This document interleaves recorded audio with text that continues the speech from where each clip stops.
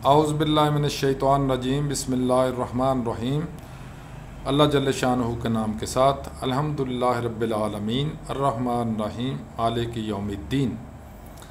السلام علیکم دوستو، آج جو ٹاپک جس کے اوپر بات کر رہے ہیں وہ ہے قربانی اور عید الاضحیٰ۔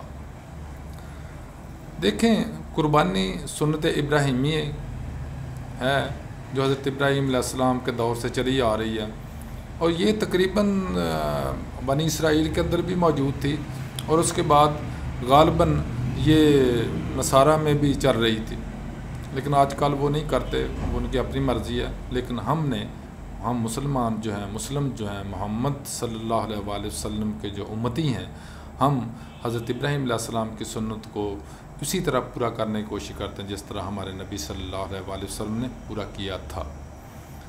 اگرچہ یہ سنت ابراہیمی ہے، لیکن اگر حج کے معاملے میں بھی اس کو لیا جائے تو یہ حج کا ایک لازمی حصہ ہے۔ اب میڈیکلی اس کے اوپر بات کرتے ہیں کہ دیکھیں، اللہ تعالیٰ نے 3 قسم کے جانور پیدا کیے ہیں۔ انسان بھی ایک سوشل اینیمل ہے، یعنی ایک پڑھا لکھا جانور ہے، معاشرتی جانور ہے۔ جانوروں میں کچھ لوگ ہیں جو یہ گھاس اور سبزیاں وغیرہ کھاتے ہیں، کچھ صرف گوشت کھاتے ہیں، لیکن انسان کے اندر یہ جبلت اللہ تعالیٰ نے رکھی ہے کہ وہ دونوں چیزیں کھاتا ہے، گوشت بھی اور سبزیاں بھی۔ اب قربانی آتی ہے تو قربانی کے معاملے میں پاکستان کے اندر، ہم پاکستان کی بات کرتے ہیں، دنیا کے میں تو بڑے مسائل بھی ہیں، بڑی آسانیاں بھی ہیں۔ پاکستان میں بہت زیادہ غربت ہے، بہت سارے لوگ ایسے ہیں جو قربانی کرنے کی استطاعت نہیں رکھتے ہیں۔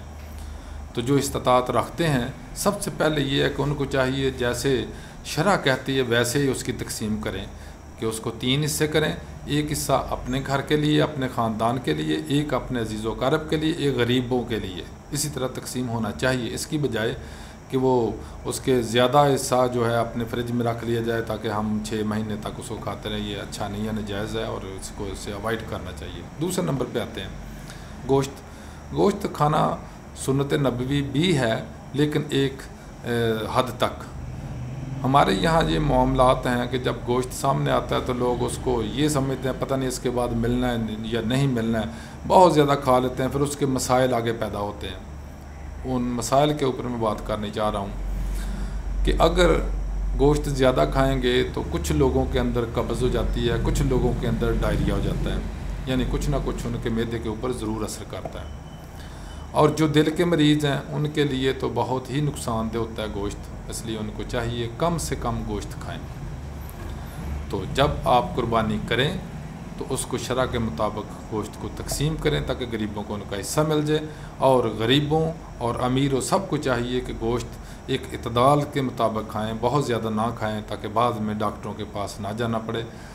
میں اسی کے ساتھ آج کی بات ختم کرتا ہوں۔ Thank you very much. اللہ حافظ۔ السلام علیکم۔ عید مبارک سب کو۔